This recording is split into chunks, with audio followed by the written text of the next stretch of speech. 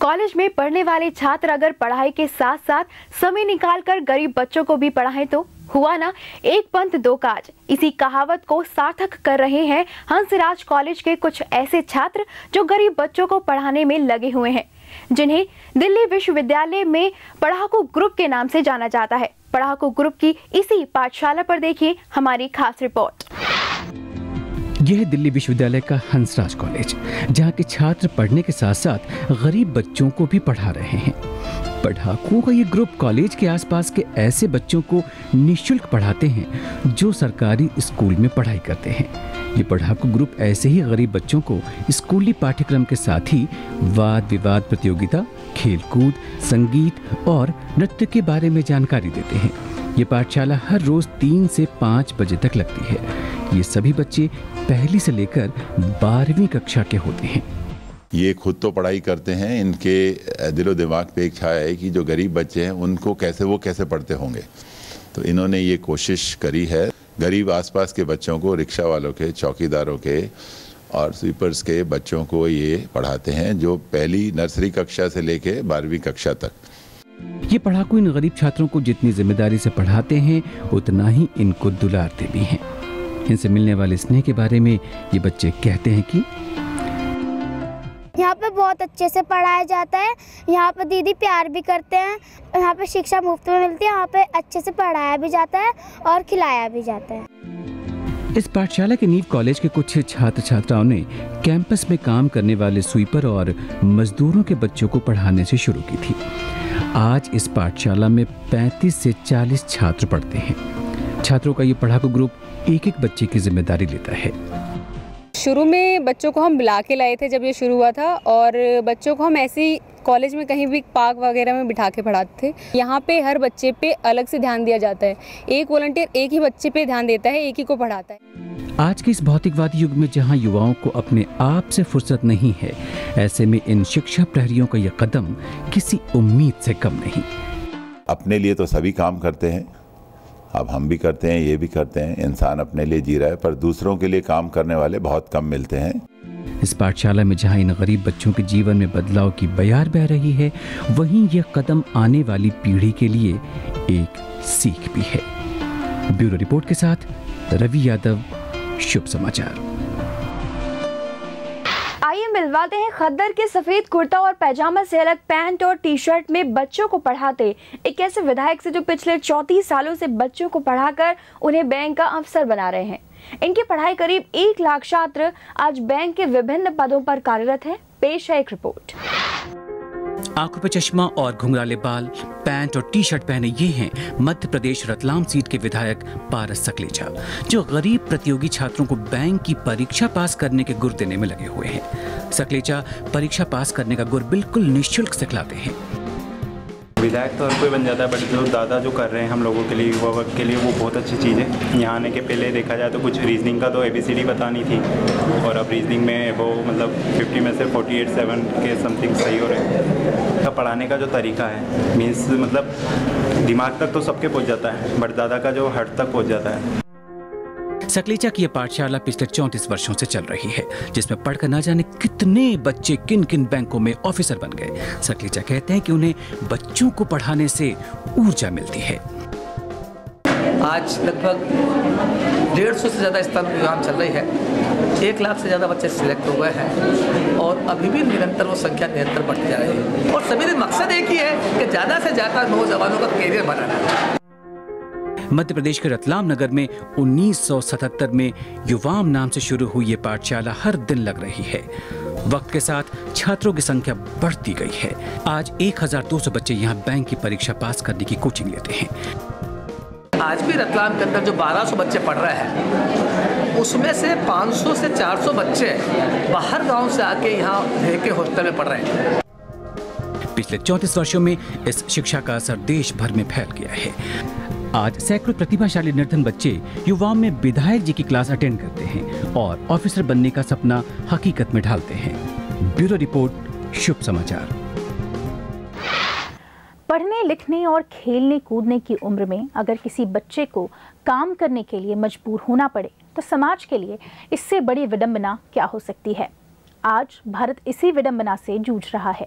लेकिन इस अंधेरे में भी रोशनी फैलाने का काम कर रहे हैं रेजिडेंशियल ब्रिज सेंटर, जो बाल मजदूरों को शिक्षा मुहैया करवाकर उनके जीने का स्तर सुधारने का काम कर रहे हैं। इसी पर देखिए हमारी खास रिपोर्ट। बाल श्रम एक ऐसा सामाजिक अभिशाप है जो मकड़जाल की तरह बचपन को अपने आगोश में लिए बैठा है। भारत में बाल श्रमिकों की संख्या विश्व में सबसे ज्यादा है। इन बच्चों के लिए शिक्षा से ज्यादा जरूरी है रोजी रोटी कमाना। आंकड़ों के मुताबिक भारत में आज भी 6 से 14 साल के करीब 80 लाख बच्चे ऐसे हैं जिन्हें स्कूल देखना तक नसीब नहीं है। लेकिन अब इन बच्चों को मुख्य धारा से जोड़ने के लिए सरकार की तरफ से कई योजनाएं चलाई जा रही हैं।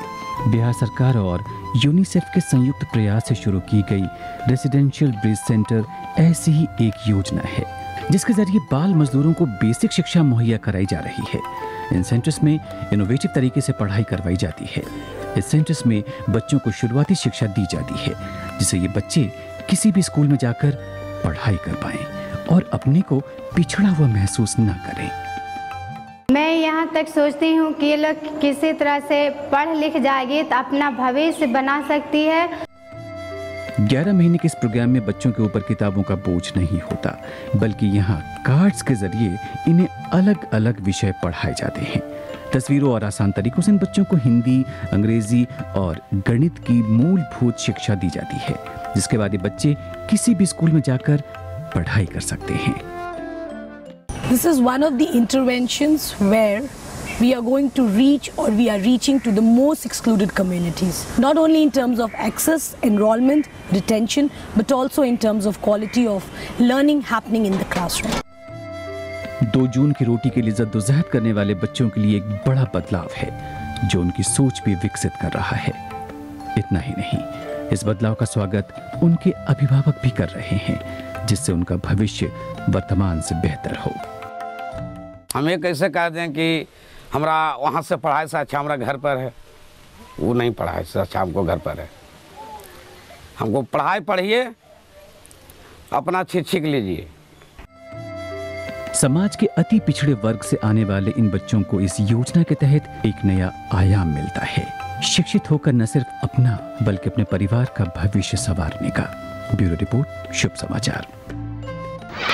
बात सबसे पहले देश की सबसे बड़ी जांच एजेंसी सीबीआई की, जो हमेशा अपनी गहन जांच के बल पर तथ्यों को उजागर कर बड़ी से बड़ी घटना का पर्दाफाश करने के लिए जानी जाती है। लेकिन आज हम आपको दिखाएंगे सीबीआई की एक ऐसी पहल जिसके बारे में शायद कुछ ही लोग जानते हों।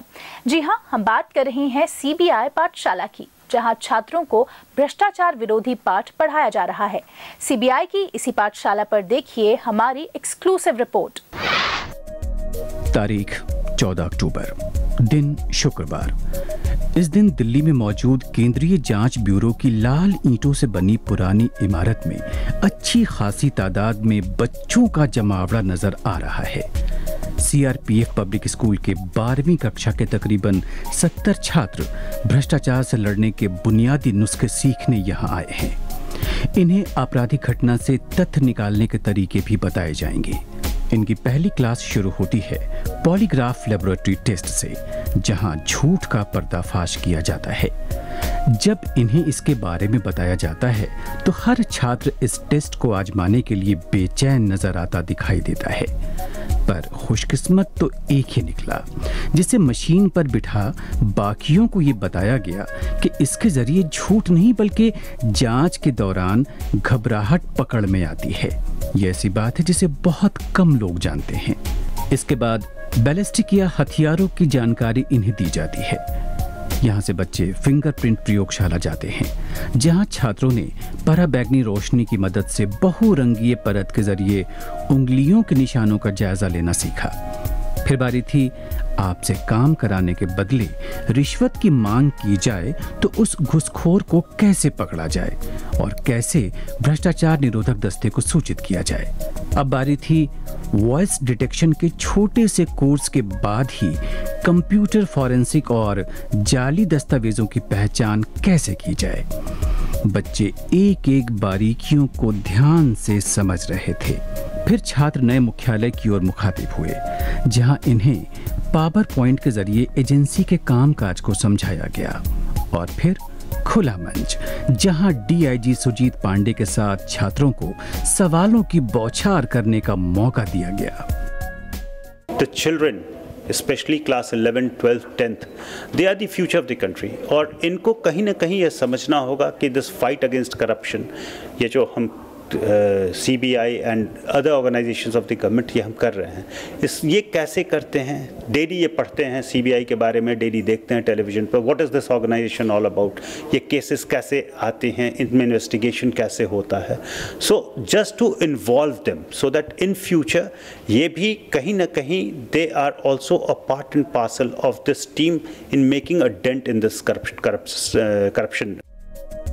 सीबीआई ने स्कूली बच्चों को भ्रष्टाचार से लड़ने की जानकारी देने के लिए इस नई पहल की शुरुआत इसी साल 22 जुलाई से की है। तब से अब तक राजधानी के करीब 15 स्कूलों के छात्र सीबीआई की इस पाठशाला में आ चुके हैं। छात्र भ्रष्टाचार से लड़ने के गुर सीखकर उत्साहित दिखे। जो हमारे क्वेश्चन आंसर सेशन हुआ था उसमें हमने कई चीज़ें करप्शन के बारे में भी डिस्कस करी, जिससे मेरा एक सोच है करप्शन के जो प्रति वो बहुत चेंज हुई और मैं उसको फाइट करने के लिए डिटर्मिन्ड हूँ। भ्रष्टाचार के खिलाफ जंग का ये पाठ उम्मीद है कि आने वाली पीढ़ी अपने जीवन में अपनाएगी, जिससे देश में फैल रहे भ्रष्टाचार पर अंकुश लग सकेगा। देश की सबसे बड़ी जांच एजेंसी सीबीआई की ये कोशिश है कि उनकी इस पाठशाला में बच्चे ये सीख सकें कि भ्रष्टाचार एक बुरी बला है, जो समाज में आ रहे एक बड़े बदलाव का शुभ संकेत है। दिल्ली स्थित सीबीआई मुख्यालय से शुभ समाचार के लिए कैमरामैन नरेश पटेल के साथ मैं मनोज कनक। नक्सल प्रभावित क्षेत्रों में बच्चे बंदूक छोड़ किताबों को हाथों में थामने लगे हैं। अब इन क्षेत्रों में शिक्षा की ज्योति जगमगा रही है। नक्सली आतंक को मुंह तोड़ जवाब देते हुए छत्तीसगढ़ के नक्सल प्रभावित जिलों में बच्चे पढ़ाई की ओर लौट रहे हैं। इसी पर देखिए हमारी खास रिपोर्ट।